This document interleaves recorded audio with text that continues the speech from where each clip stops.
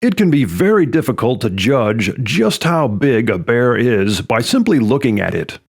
Bears are notoriously deceptive when it comes to evaluating their size in the field, especially from a significant distance. There are, however, certain visual characteristics and measuring techniques that can greatly eliminate the guesswork and give you a close estimate of a bear's overall size. And most of these techniques will work on both black bear and brown bear species and subspecies.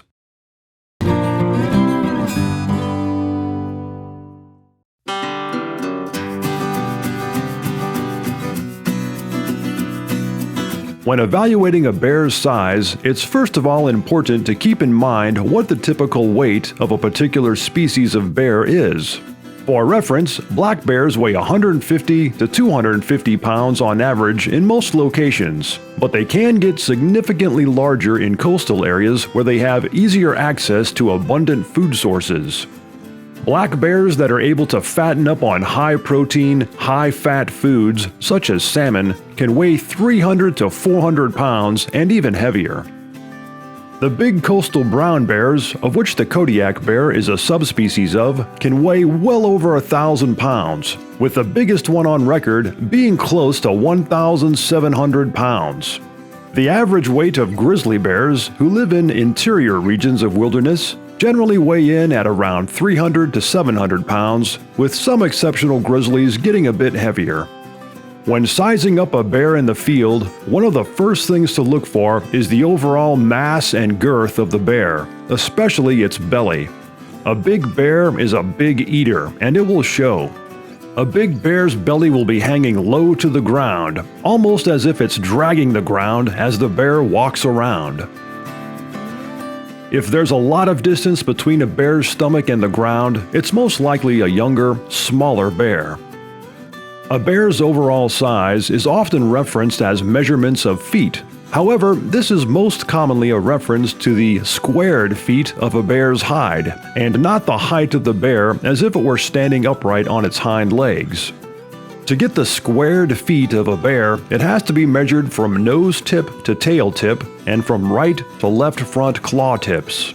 You then add those two measurements together and divide by 2.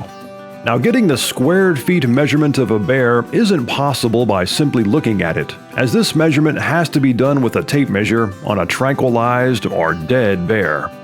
There is a common method of field judging the squared feet of a bear, which can be done by evaluating a fresh track. This is a technique that's used by biologists and guides, and it's fairly accurate.